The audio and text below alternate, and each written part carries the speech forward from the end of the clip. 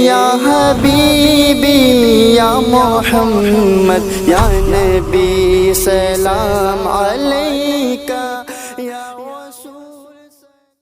तो अगर कोई लखनऊ का वसीम जैसा नाहंजार अगर कुछ गंदगियां उगलता है तो गलती उसकी नहीं, माँ बाप के सिलेक्ट की गलती है, जो नस्लों में कभी गलती की गई थी आज वो गंदगी बाहर आ गई। नारे तकबीर आमद हो गई। खतीब अहले सुन्नत नाशिर मसलक के आला हज़रत हज़रत अल्लामा मौलाना मोहम्मद कमालुद्दीन साहब रिज़वी ज़ीदत मकारिम का ताल्लुक चिनार लखनऊ से है। इंशाअल्लाह बस कुछ ही लम्हात में आप हज़रत का खिताब नायाब समाअत करेंगे। आइए मैं नात के कुछ शेर पढ़ूँ। देखिए कुरान ने बहते हुए खून को हराम करा, लेकिन सरकार ने एक सहाबी को अपना खून दिया, बहा हुआ किसे बहा हो, वो ले करके गए बाहर और पी लिया। जब वापस आया तो सरकार ने पूछा क्या हुआ, कहाँ रखा है, तो उन्होंने अर्ज किया हुजूर मेरे दिल से अच्छी कोई जगह ही नहीं मिली। ये इश्क है, ये इश्क है, समझ रहे हैं। सूली पर चढ़ता हुआ शख्स वो मुस्कुराता नहीं है, लेकिन हजरत खुबैब मुस्कुरा है। क्यों? कहते हैं कि इसके मुस्तफ़ा की वजह से सूली पर चढ़ रहा हूँ, समझ रहे हैं, इसलिए मुस्कुरा रहा हूँ। ये इश्क है। हजरत खालिद बिन वलीद अपनी टोपी में गैस पे मुस्तफ़ा को सजा कर जंग लड़ते थे। ये इश्क है। इश्क देखें, पाकिस्तान के एक शायर ने कहा था कि इश्क के नाम पे खैरात भी ले लेते हैं, ये वो सदका है जो सादात भी ले लेते हैं। इश्क के नाम पे खैरात भी ले लेते हैं, ये वो सदका है जो सादात भी ले लेते हैं। किसी ने कहा था कि इश्क जब तक हिजर की वादियों से न गुजरे वो अधूरा है, पूरा मुकम्मल रहता है। इश्क में फासला जरूरी है। जब आप ये जान गए तो अब शेर सुन ले। शायर कहता है जिसमें यासीन को साये से अलग रखा है, जिसमें यासीन को साये से अलग रखा है, नूर को उसने अंधेरे से अलग रखा है, नूर को उसने अंधेरे से अलग रखा है। चौथा मिसरा आप तक पहुंचे तो आपकी आवाज मिंबर नूर तक पहुंच जाए ताकि ये लोग गवाह हो जाएं। ठीक है। जिसने यासीन को साये से अलग रखा है, नूर को उसने अंधेरे से अलग रखा है, फासला इश्क की शिद्दत को बढ़ा देता है, इसलिए काबा मदीने से अलग रखा है। फासला इश्क की शिद्दत को बढ़ा देता है, इसलिए काबा मदीने से अलग रखा है।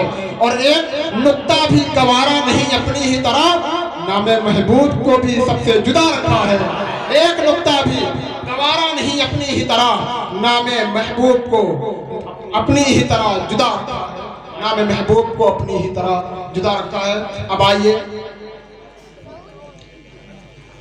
मैं बिला ताखिर आज की इस मजलिस के खुसूसी खतीब अहले सुन्नत नाशिर मसलक आला हज़रत पैकर खुलूस मोहब्बत हज़रत अल्लामा मौलाना मोहम्मद कमालुद्दीन साहब रिज़वी, मैं हज़रत की बारगाह में मुल्तमिस हूँ कि हज़रत नायब पर तशरीफ़ लाएँ और अपने खिताब नायाब से सामीन को नवाजें। आइए हज़रत का इस्तक़बाल नारे तकबीर और रिसालत से कर लें। सारे हज़रात हाथों को उठा इस्तक़बाल कर लें, बुलंद आवाज़ से नारा लगा लें, नारे तकबीर, नारे रिसालत, नारे रिसालत, जश्न ईद मिलादुन नबी, मसलक आला हज़रत, जश्न गौसुल वरा, उलमाए अहले सुन्नत, मसलक आला हज़रत, नारे तकबीर, नारे रिसालत।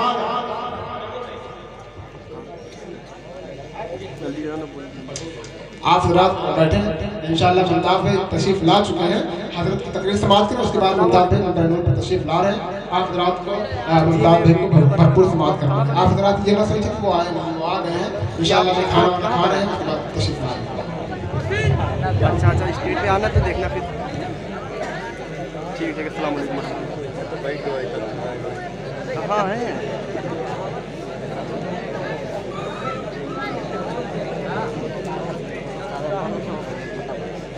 कयाम गाह पे यहाँ है, कयाम गाह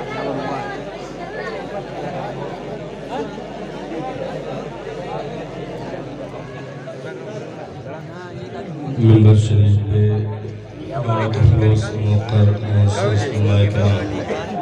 मैडम 70% अस्सलाम वालेकुम रहमतुल्लाहि तआला व बरकातहू। वालेकुम अस्सलाम व रहमतुल्लाहि। के बाद हमको लगा अभी मिला अल्हम्दुलिल्लाह अल्हम्दुलिल्लाह रब्बिल आलमीन वल आक़िबतु लिल मुत्तक़ीन वस्सलातु वस्सलामु अला मन काना नबिय्युन व आदमु बैनल मा'i वत्तीन व अला आलिहि त्वय्यिबीन व अस्हाबिहि त्ताहिरीन अम्मा बाद फ़अऊज़ु बिल्लाहि मिनश शैतानिर रजीम बिस्मिल्लाहिर रहमानिर रहीम वमन युति'िल्लाह व रसूलहु फ़क़द फ़ाज़ फ़ौज़न अज़ीमा आमन्तु बिल्लाहि सदक़ल्लाहुल अज़ीम व बल्लगना रसूलुहुन नबियुल अमीनुल मकीनुल करीम व नहनु अला ज़ालिका लमिनश शाहिदीन व शाकिरीन वल्हम्दुलिल्लाहि रब्बिल आलमीन। दुरूद पाक का तोहफा पेश फरमाने अल्लाहुम्मा सल्लि अला सय्यिदिना हबीबना मौलाना मुहम्मदिन मालिकिल वसल्लम सलातु व सलामुन अलैका या रसूलल्लाह सल्लल्लाहु अलैहि वसल्लम।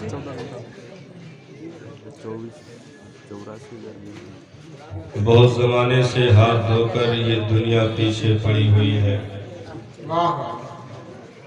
बहुत ज़माने से हाथ धोकर ये दुनिया पीछे पड़ी हुई है, मगर तुम्हारा करम है आका की बात अब तक बनी हुई है,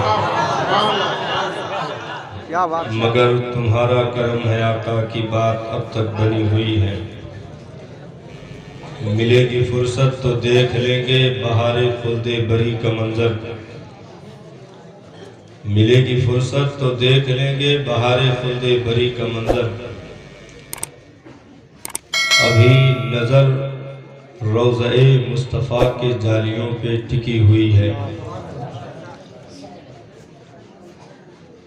हज़रात, आज की ये पाकीज़ा नशिस्त उलमाए किराम का नूरानी काफ़िला मेरे नूर के जलवा अफरोज़ मौला सभी के इल्म व अमल में बरकतें अता फरमाए, हम और आपकी हाज़िरी अपनी बारगाह में कबूल फरमाए। अल्लाह तबारक व तआला का लाख लाख शुक्र व एहसान कि उसने हमें और आपको इंसान बनाया और उसके बाद इंसानों की जमातों में सबसे मुमताज़ बनाया। करमना बनी आदम का ताज हमारे सरों पर सजाया गया और फिर करम वालाए करम कि उसने हमें दौलत ईमान अता फरमाया। ईमान वाले तो दुनिया में और बहुत सारे लोग हुए, लेकिन उसने दौलत ईमान के साथ साथ अपने महबूब का गुलाम बनाया और हमें मुस्तफ़ा जाने रहमत के दामने करम से वाबस्तगी अता फरमाई। उनकी गुलामी मुक़द्दर की चीज़ें हैं, हर एक को दुनिया में अता नहीं की जाती। ये फैसले रोज़े अजल ही से हो चुके हैं, क्योंकि दुनिया में सारी नेमतों को पाना बहुत आसान है, मुस्तफ़ा जाने रहमत का प्यार पाना बहुत मुश्किल है। इसके लिए नस्लों तक को जांच किया जाता है, तब ये मोहब्बत, ये अजीम तोहफा अता किया जाता है। क्योंकि नबी का गुलाम, नबी का आशिक, नबी का मुहिब होने के लिए सही नस्ब के साथ सही नस्ल का होना भी जरूरी है।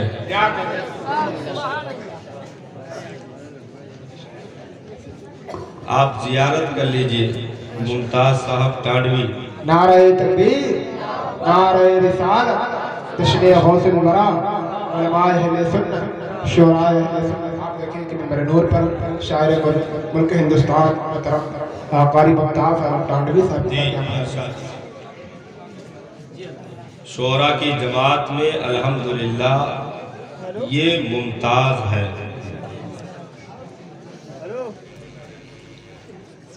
और आज हम जहां पर आपसे गुफ्तगू कर रहे हैं, इस बस्ती का नाम है सआदतगंज। सआदत के माने नेक बख्ती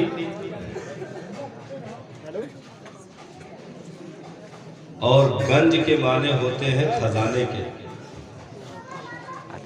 नेक बख्तियों के खजाने जहां उगा करते हैं उसी को सआदतगंज कहा करते हैं। तो आप जैसे गयूर सरकार के दीवाने मौला इमाम हुसैन के चाहने वाले, ये आपने महसूस किया होगा कि ये चीज़ें मुकद्दर से मिला करती हैं, हर एक के हिस्से में ये चीज़ें नहीं आती। हजरत आदम से लेकर के हजरत ईसा अलैहिस्सलातु व तस्लीम तक तमाम पैगंबराने इज़ाम अपने अपने अदवार में कौम के लिए कीमती तोहफे लाते रहे। सिरात मुस्तकीम पर उन्हें गामजन करने के लिए पुरपेच रास्तों से चल करके, खारदार वादियों से गुजर करके, तकलीफ़ों मशक्क़तों को बर्दाश्त करके उनके लिए वो रास्ते हुआ करते रहे। रब की मारिफत, उसकी वहदानियत की तबलीग पैगंबराने इज़ाम ने अपने अपने अदवार में अपनी उम्मतों के दरमियान फरमाए। अब उन उम्मतों में आप सिर्फ इधर तवज्जो दे, कुछ खारजी बातें अगर हो भी जाती हैं इधर उधर से, तो चूंकि जगह कम है, लोग ज्यादा है, अभी सब सेटिंग कर रहे हैं। हाँ, तो आप सेट हो चुके हैं, इसलिए आप इत्मीनान में रहें। बाकी लोग सेट होने की कोशिश कर रहे हैं, सलाम तक इंशाअल्लाह सेट हो जाएंगे। तो पैगंबराने इज़ाम, आज आपको देखिए जलसों में हम लोगों को इस टाइम बिठा दिया जाए, ये किसी करामत से कम नहीं है। हाँ, नहीं तो हम लोग तो इंतजार करते करते सारा मौजू लेटे लेटे कयामगाह पे खा जाते हैं, कुछ बचता नहीं। 12-1 बजे आते हैं कि हजरत चलो तुम कुछ बोल दो, अब आए गए है बेहयाई बेगैरती तो चलो। लेकिन आज अल्हम्दुलिल्लाह बहुत खुशी हुई, अल्लाह ताला हाँ नहीं दिल खोल कर क्या, आज देखिए बहुत सारी किताबें खुलेंगी इंशाअल्लाह। तो ये नौजवानों को अल्लाह ताला मजीद इनके बाजुओं में क़ुव्वत व ताकत अता फरमाए और आप हजरात को अल्लाह ताला सलामत रखे। देखिए हवादिसाते ज़माना से कोई और घबरा सकता है, वो कौम नहीं घबरा सकती जिसके हिफाजत की जिम्मा खुद रब्बे कायनात ने ले रखी है। बहुत दौर इसने देखे हैं, ये 313 से आज तक देखती चली आ रही है। कम थे, पूरी सुपर पावर ताकतें मिलकर के 313 को टच से मस न कर सके। आज 1 अरब 40 करोड़ इस धरती पर मौजूद है अल्हम्दुलिल्लाह। नारे कल भी लग रहे थे, नारे आज भी लग रहे हैं और सुबह कयामत तक लगते रहेंगे इंशाअल्लाह इंशाअल्लाह। नारा बंद कराने वाले तो बंद हो सकते हैं, लेकिन लगाने वाले बंद नहीं हो सकते इंशाअल्लाह। बहुत दौर देखा है इस दुनिया में। देखिए दुनिया कभी एक करवट पे रहती नहीं, हर 100 साल के बाद वो करवट बदल देती है। जहां बस्ती है वो वीरान हो जाती है, जहां वीराना होता है वहां बस्ती हो जाती है। जहां कभी खंडर पड़े थे वहां बिग बाजार का बोर्ड लग जाता है, और जहां कभी बिग बाजार चला करते थे वहां पर गाय भैंस अपना अपना रक्स मौके पर दिखाती है। तो ये दुनिया की तब्दीली है, ये चलता रहेगा। इंसान आए, हर आदमी वही कोशिश करता है जो उसके कटोरे में मौजूद होता है। भाई बर्तन से वही निकलता है जो होता है। अगर कहीं गंदगी बाहर आ रही है तो घबराने की जरूरत नहीं है, बर्तन में है ही वही, बर्तन में वही है तो निकलेगा वही। भाई ऐसा थोड़ा हो सकता है कि चूरन के डिब्बे से मुश्के अंबर निकल आए, नहीं हो सकता। भाई पचनौल के डिब्बे से मुश्के अंबर कैसे निकलेगा जब पचनौल उसमें मौजूद है, और मुश्के अंबर के डिब्बे से पचनौल नहीं निकलता, मुश्के अंबर ही निकलता है। तो अगर कोई लखनऊ का वसीम जैसा नाहंजार अगर कुछ गंदगियां उगलता है तो गलती उसकी नहीं, माँ बाप के सिलेक्ट की गलती है, जो नस्लों में कभी गलती की गई थी आज वो गंदगी बाहर आ गई। नारे तकबीर, नारे रिसालत, जिसने गौसुल वरा, मसलक आला हज़रत। मैंने शुरू में कहा था नबी का आशिक होने के लिए हलाली होना जरूरी है। पहले नस्लों की तहकीक की जाती है, तब मुस्तफा का गुलाम बनाया जाता है। अगर कोई मौके पर छुपा दिया गया हो तो मसलहत है, नहीं तो नबी ज़बान खोलेंगे तो 10 से ज्यादा अयूब गिनाए जाएंगे। ये तहकीक पहले की जाती है। भाई अबू जहल मक्का में सबसे दिमाग वाला आदमी था। अबू जहल का नाम क्या था मक्का में? आप लोग तो जानते होंगे, पहचान। अबू जहल का नाम क्या था मक्का में? अबुल हकम, जिसके माने बहुत बड़ा दिमाग वाला, तमाम हाकिमों का बाप था, अच्छे अच्छे फैसले किया करता था।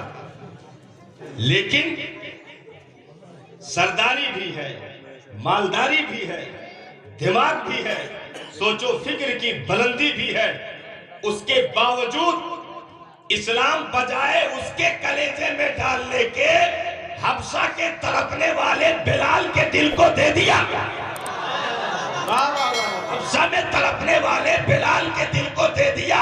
करन में ओवैसे करनी को दे दिया गया, फारस में सलमान फारसी को दे दिया गया, बुज़र गिफारी को अता कर दिया गया। और उसे नबी ने कहा वो लोग नादान है जो अबुल हकम कहते हैं, मैं तुझे खिताब देता हूं, तू मर भी जाएगा, खिताब नहीं मरेगा। और अबुल हकम के बजाय नबी ने कहा कि तू अबू जहल है, तू अक्लमंदों का बाप नहीं, तू जाहिलों का बाप है। कि बर्तन में जो होता है वही निकलता है। अच्छा, स्पीच में क्या हुआ अभी मैं कल सुन रहा था, क्योंकि सुनना भी जरूरी है। ये कहा गया कि अगर मैं मर जाऊंगा, उसने अपनी जबान से बयान दिया कि अगर मैं मर जाऊं तो ये फला महाराज साहब बैठे हैं, ये मुझे अग्नि देंगे। मैंने कहा अब हक बात जबान से निकली है, जनाजा नहीं तुझे अग्नि ही दी जाएगी, क्योंकि तू काफिर ही नहीं मुर्तद हो गया, मुर्तद हो गया। गुस्ताखे रसूल और गुस्ताखे सहाबा और कुरान का मुखालिफ मुनकिर, मजहब इस्लाम का मुनकिर, ये तमाम तर चीजें इकट्ठा हो गई, जमा हो गई। अब ईमान का दूर दूर तक कोई वास्ता न रहा, कौमे मुस्लिम में शुमार दूर दूर तक कहीं उसका न किया जाएगा। और ये कहे कि उसके एक भिन भिनाने से मच्छर के पर या मक्खी के पर के फड़फड़ाने से गर्दे नहीं उड़ा करते, मच्छर और मक्खी के पर फड़फड़ाने से जमीन के जर्रे भी नहीं उड़ा करते। चे जाए कि आसमान का कोई बाल बेका कर सके, सूरज का थूका, आसमान का थूका सिर्फ मुंह पे नहीं आता, नस्लों तक तरावट पहुंचती है, नस्लों तक तरावट पहुंचती है। इसलिए तू मरेगा, तेरी नस्लें तुझ पर लानत करेगी।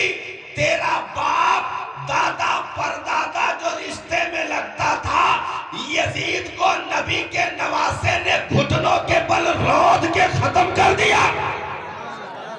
जो वो तो तनहा नहीं, 22,000 कूफियों को साथ लेकर के उठा था, लेकिन तनहा एक खातून जन्नत के लाल ने करबला में खड़े होकर के सिर्फ मौजूदा यजीदी नहीं, कयामत तक आने वाले यजीदियों को हैदरी कछार के शेरे नर मुस्तफा के जिगर के टुकड़े मौला हुसैन ने खिताब किया था।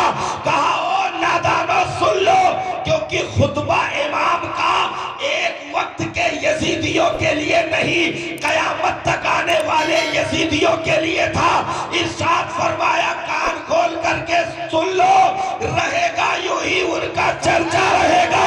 बड़े खाक हो जाए जल जाने वाले, उनके तस्करे कल भी थे, आज भी है, कयामत तक ही नहीं कयामत में भी होंगे।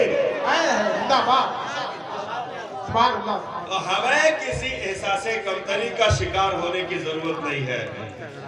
ये कुछ ऐसे मुखालिफ आंधियां उठती हैं, उठकर अपने ही वजूद में दफन हो जाती हैं, किसी को नुकसान पहुंचाना तो बहुत दूर की बात है। भाई चंगेजियों के दौर में बगदाद में क्या हुआ था आपने सुना होगा, हेलाकू का दौर, चंगेज का दौर, जिसमें इंसानी सरों से मीनार तक बनाए गए। और ऐसे वैसे नहीं, बल्कि जो किसी कलमा पढ़ने वाले का पता बता देता, उसको मालो दौलत से माला माल कर दिया जाता। लोगों को पैसे दे करके भेजा जाता था कि तुम किसी एक भी कलमा पढ़ने वाले का पता बता दो तो तुम्हें इतने रकम दिए जाएंगे। दरियाए दजला का बंद तोड़ दिया गया, 1.25 लाख के ऊपर लाशें सिर्फ तहखानों से निकाली गई। एक एक कलमा पढ़ने वाले को ज़बा करके रख दिया गया और उनकी दानिश में रुए जमीन पर एक भी कलमा पढ़ने वाला नहीं बचा, खत्म कर दिया गया। उसके बाद फिर ये कहा, अपने पादरी को हुक्म दिया कि अब तू खड़े होकर के पैगंबर इस्लाम के खिलाफ तकरीरें कर, मुंह भर गालियां दे मादल्ला, इस्लाम को बुरा भला कह। आज जो बकवासें चल रही हैं, इनके बाप दादाओं ने इससे पहले इनसे भी अच्छी कोशिश की थी, मुंह भर गालियां दे। वो खड़ा हुआ और बकवास करना शुरू कर दिया। खेमे की चोप से सोने की जंजीर में वजीर का एक कुत्ता बंधा हुआ था, वो भौंकने लगा। कहा कि लगता तेरी तकरीर से भौंक रहा है। कहा नहीं नहीं, वो पालतू है, ऐसा नहीं कर सकता। लेकिन वो समझ ना सका, वाकई वो पालतू था, लेकिन पादरी का नहीं किसी और का था। क्या बात है, सुभान। पालतू था। दोबारा उसने नबी की शान में गुस्ताखियां करना शुरू की, कुत्ता फिर भौंकने लगा। फिर यह खामोश हुआ। तीसरी बार फिर कोशिश की तो कुत्ते ने सोने की जंजीर भी नहीं देखी, मुरग्गन ग़िज़ाएं भी नहीं देखी, सबको तोड़ फोड़ करके छलांगे लगा दी और पादरी क्या गले की नली पकड़ करके लटक गया। जब तक वो मर नहीं गया उसे छोड़ा नहीं, जब तक वो मर नहीं गया उसे छोड़ा नहीं। और ये एजाज देख करके उन्हीं चंगेजियों के फौजियों में 40,000 फौजियों ने इस्लाम का कलमा उसी बगदाद की धरती से पढ़ा और परचमे इस्लाम बुलंद करके उठे। डॉक्टर इकबाल ने कहा था, तू ना मिट जाएगा ईरान के मिट जाने से, पासवा मिल गए काबे को सनम खाने से। दुनिया क्या मिटाएगी साहब, उसी बगदाद से दोबारा इस्लाम का हलचल उठता है और पूरी दुनिया में जो है चादरों की तरह इस्लाम फैलता चला जाता है। ये इस्लाम के पौधे हैं, काटो तो हरे होगे, इन्हें जितना ही दबाओगे उतना ही ये उठते चले जाएंगे, क्योंकि कटना इनकी फितरत है। एक चीज याद रखना, कटना इनकी फितरत है, मिटना फितरत नहीं है। इनकी फितरत है, मिटना इनकी फितरत नहीं है। जो कटे करबला में वही बाकी रहे, जो बचे मिट गए। नारे तकबीर, नारे रिसालत, अज़मत इस्लाम, जश्न गौसुल वरा। माशाअल्लाह। दीन इस्लाम के लिए हर दौर में अहले इश्क ने, अहले मोहब्बत ने अपने अपने ईमान के जज्बात का इजहार किया है। और ये दुनिया ऐसे नहीं रहेगी, करवट बदलेगी साहब। हाँ, करवट बदलेगी। अभी तो हवाएं हैं, तूफान आएगा। अभी तो हवाएं हैं, तूफान आएगा। तुम्हारा वक्त है, हमारा दौर आएगा।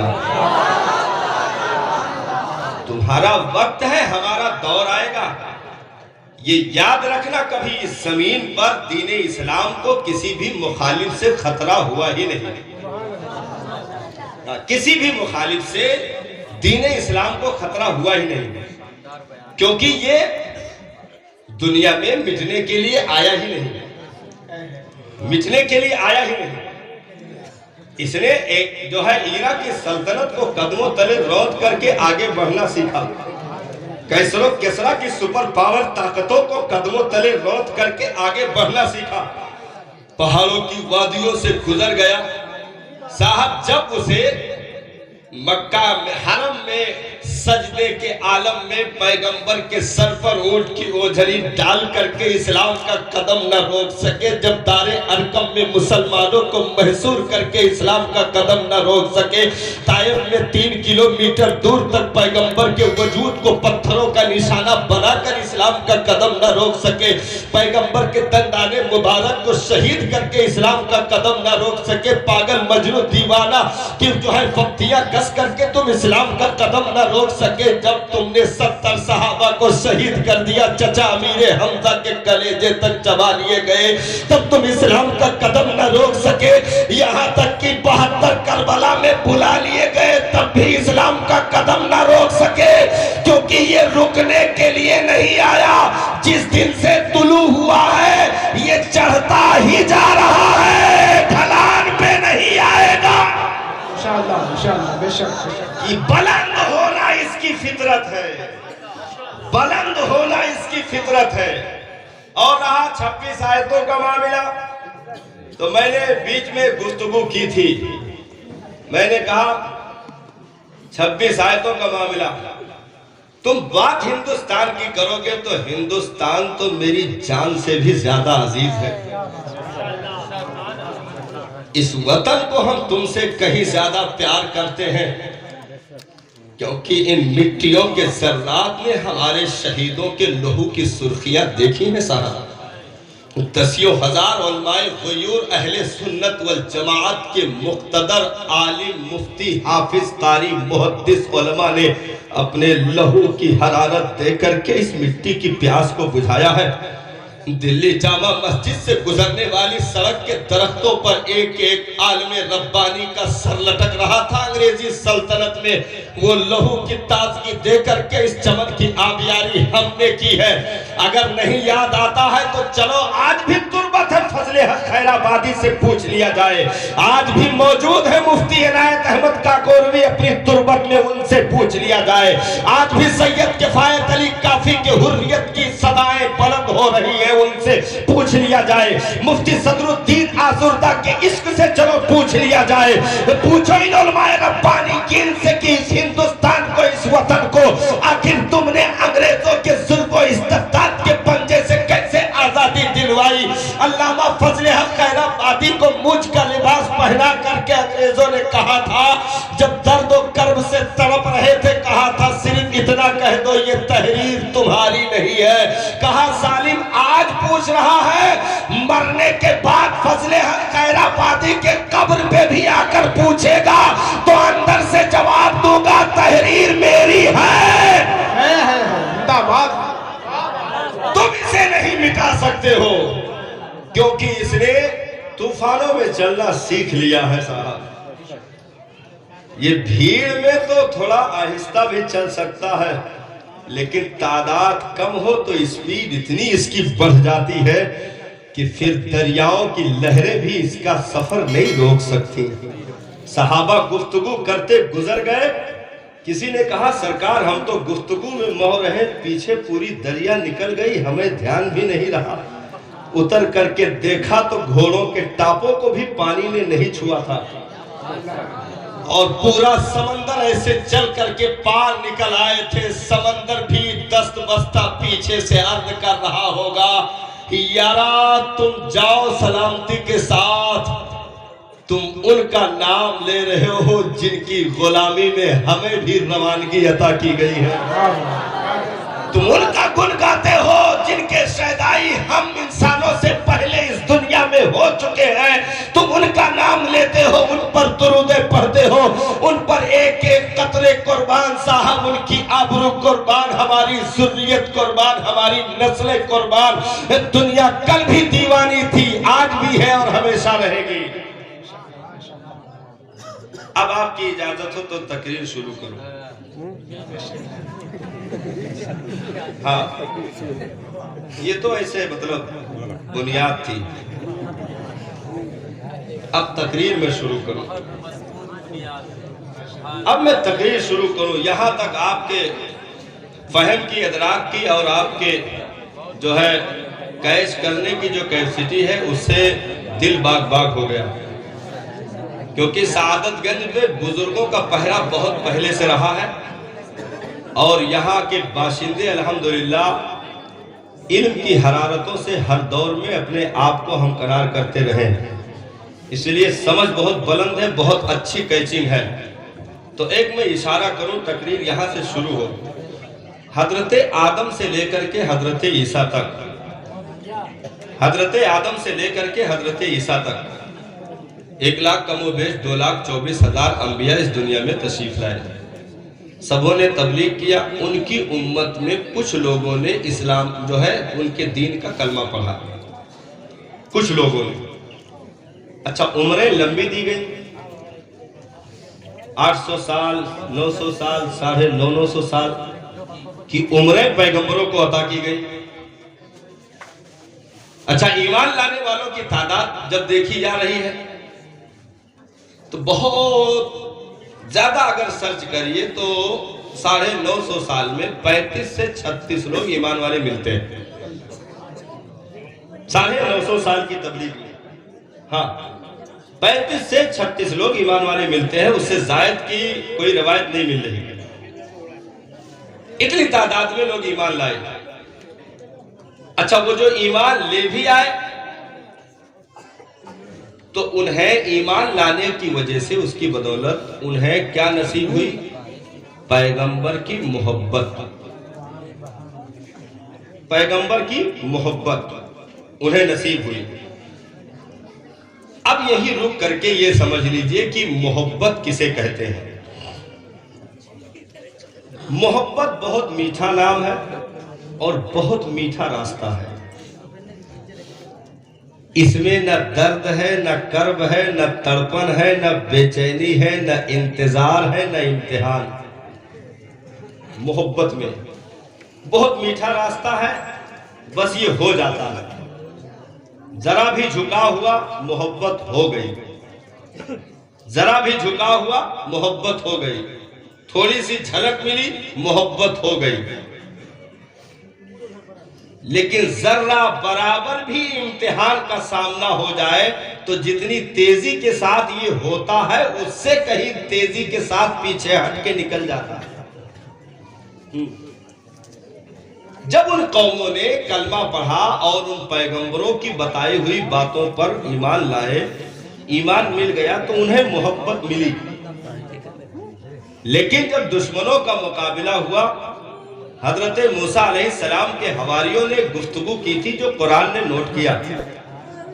एक गुफ्तगू उलमा थोड़ी सी आज तवज्जो दे दे, हाँ, शायद कि आज तकरीर शुरू हो जाए, मजा आ जाएगा। हाँ। तो हजरत मूसा अलैहिस्सलाम से उनके हवारियों ने बेईमानों ने नहीं कहा था, हवारियों ने, जो चाहने वाले थे, ईमान जो लाए थे, उन्होंने क्या कहा कि हम यही खड़े हैं, क्योंकि आसमान से जो खाना उतर रहा था उसको तो चटकारे लेकर खा रहे थे,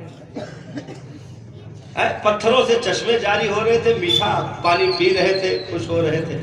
इन सारी चीजों में साथ साथ मोहब्बत थी, चल रहे थे। लेकिन जब दुश्मनों का सामना हुआ, तीरों तबर देखे, तलवार देखे, नेजा भाले देखे, तो कहा हजरत मूसा अलैहिस्सलाम से, आप चले जाओ और आपका रब चला जाए, दोनों जने लड़ो, हमने ही खड़ा होकर देखी थे। कुरान ने इसको नोट किया, कुरान ने इसको नोट किया कि तुम और तुम्हारा रब जाओ और मुकाबला करो, हम यही खड़े देख रहे हैं। क्योंकि मोहब्बत बहुत मीठा रास्ता है, जरा भी झटका बर्दाश्त नहीं कर पाता, बहुत नाजुक भी होता है, बड़ा कमसिन होता है, बहुत नाजुक होता है, जरा बराबर इम्तिहान का सामना करने की जुर्रत नहीं रखता। वजह क्या होती है? ये अक्ल और दिल के ताबे होता है, अक्ल और दिल के ताबे होता है। अब यहां तक एक बुनियाद की ईंट मैंने रखी है, यहां से थोड़ा आगे बढ़िए तब बात समझ में आएगी। अभी वो बात नहीं आई जो मैं बताना चाह रहा हूं। ये सिलसिला मोहब्बत का हजरत आदम से हजरत ईसा तक चलता रहा, लेकिन हजरत ईसा अलैहिस्सलाम के आसमान पर उठाए जाने के बाद तकरीबन 600 सदियां या 550 सदियां ऐसी गुजरती हैं जिसमें कोई नबी नहीं, कोई रसूल नहीं, फितरत का दौर गुजरता है, पैगंबरों से खाली जमाना, कोई नहीं आया, तो सारे रसूल दुनिया भूल गई। उसके बाद सरकारे दो आलम सल्लल्लाहु ताला अलैहि वसल्लम की आमद होती है मक्कतुल मुकर्रमा की सरजमीन पर, हजरत आमिना के आंगन में सरकार जलवा अफरोज होते हैं, तशरीफ आवरी होती है। अब नबी के लिए वही चीज अगर रखी जाती जो हजरत आदम से ईसा तक रखी गई थी, मोहब्बत, मीठा रास्ता, बड़ा चाशनी वाला रास्ता और बहुत कमसिन रास्ता, जायके वाला, जरा भी झटका बर्दाश्त ना करे, तो मैं कहता हूं एक भी आदमी मुसलमान ना होता।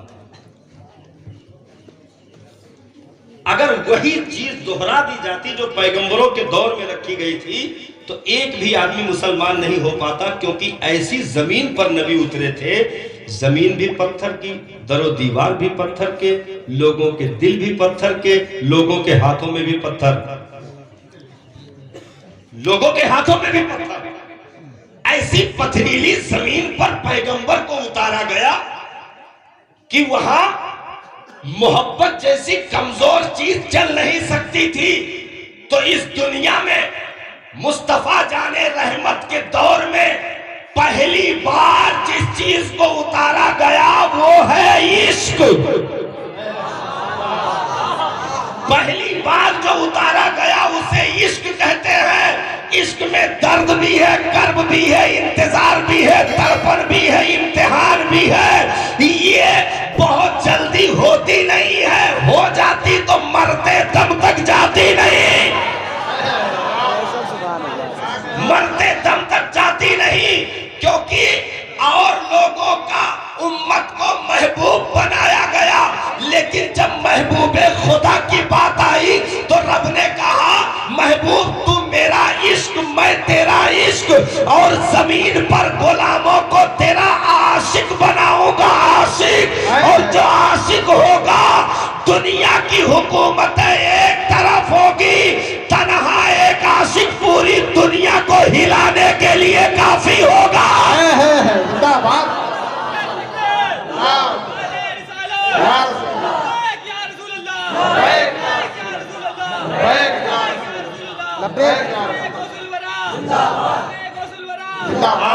सरकार ने उसी इश्क के इनाम पर गुफ्तगू की, उसी इश्क के इनाम पर गुफ्तगू की।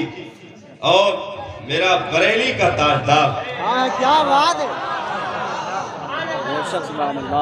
मुहद्दिसे बरेलवी मुजद्दिदे मादिया मुअय्यिदे मिल्लते ताहिरा अल-मुख्तार अब्दुल मुस्तफा अहमद रजा, प्यार से आला हजरत,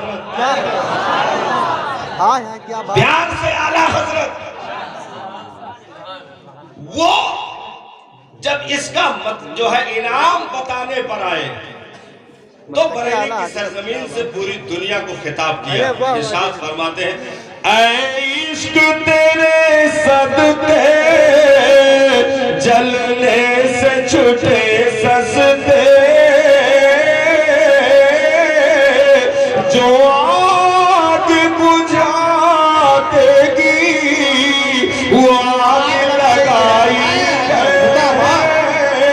सिर्फ उनकी रसाई है, सिर्फ उनकी रसाई है। ओ इश्क की आग लगाई गई। इश्क इस दुनिया में पहली बार जामा पहनकर उतरता है। अब जिन्हें इस्लाम का गलबा नसीब हुआ उन्हें मुस्तफा जाने रहमत का ऐसा आशिक बनाया गया, ऐसा आशिक बनाया गया कि बिलाल उमैया की चटाई पर तड़पते रहे, जख्मों से खून रसता रहा, वजनी पत्थर कलेजे पर रखा गया, उमैया भी उस पर बैठ गया, जबान भी निकल आई, आंखें भी उबल पड़ी, बेहोश हो गए। कुछ देर के बाद पानी का छींटा लगाया गया, होश में आए तो उमैया ने कहा, कहो बिलाल क्या इरादा है? इन जख्मों और इन वजनों को देख लो, अब बताओ क्या मामला है। कहो सलील कहीं के दामन तो उन्हीं का है, क्योंकि तू समझता है कि ये दर्द है। ना, एक चीज याद रखें, दर्द जब दवा बन जाए, दर्द जब दवा बन जाए, जख्म खुद मरहम हो जाए। और आशिक के जख्मों के लिए दुनिया के कारखानों के मरहम नहीं, मरहमे इश्क तैयार किए जाते हैं। तो जब जख्मों में जायका मिलने लगे तो फिर वो रेशम के गद्दों पर लेटने में खुशी महसूस नहीं होगी जो तलवारों के झनकारों में उतरने में खुशी महसूस होगी। क्योंकि अरब के इन जियालों ने जो है कैसरो किसरा की फौजों से जब खिताब किया था तो एक जुमला दिया था जिसका पूरा मगज इस जुमले से निकलता था। उन्होंने एक जुमला दिया था, गोया यूं कहा था कि नादान तुझे क्या मालूम है कि हम मदीना से यहाँ रूम के सरहद तक सफर क्यों किए। तुझे मालूम होना चाहिए हम तलवारों की झनकारों को शहनाइयों से ज्यादा महबूब रखते हैं। हम तलवारों की झनकारों को शहनाइयों से ज्यादा महबूब रखते हैं। तुझे क्या मालूम है? तो बिलाल को जो भी ज़रबे लगी, जो भी पत्थर लगाए गए, कदमों में रस्सी बांध करके नंगी पीठ मक्का की वादियों में घसीटा गया। उन जख्मों में उन्हें जायका इसलिए मिल रहा था क्योंकि पीछे जख्म आशिक नहीं देखता, महबूब के लबों की मुस्कुराहट देखता है। भाई है यहूदी ने मौला अली से कहा था कि अली तुम्हारे गली कूचों में बड़े चर्चे हैं, तुम्हें फातह खैबर कहा जाता है, दामादे मुस्तफ़ा कहा जाता है, दुलदुल सवार कहा जाता है, बड़े सब चर्चे हैं।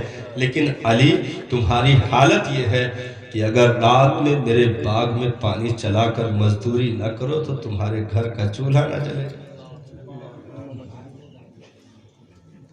और वाकई मौला अली उसके बाग में मजदूरी करते थे। जब उसने ये ताना दिया तो मौला अली को जलाल आ गया। यहूदी को बुलाया, कहो नादान इधर आ जा, ये जमीन पर पड़ी हुई कंकरियां उठा तो सही। उसने कंकरियों को उठाकर मौला अली के हाथ में दिया। आपने फूंक मारी तो वो सब हीरे में तब्दील हो गई। उन कंकरियों पे जब मौला अली ने फूंक मारी तो हीरे में तब्दील हो गई और उसको उसकी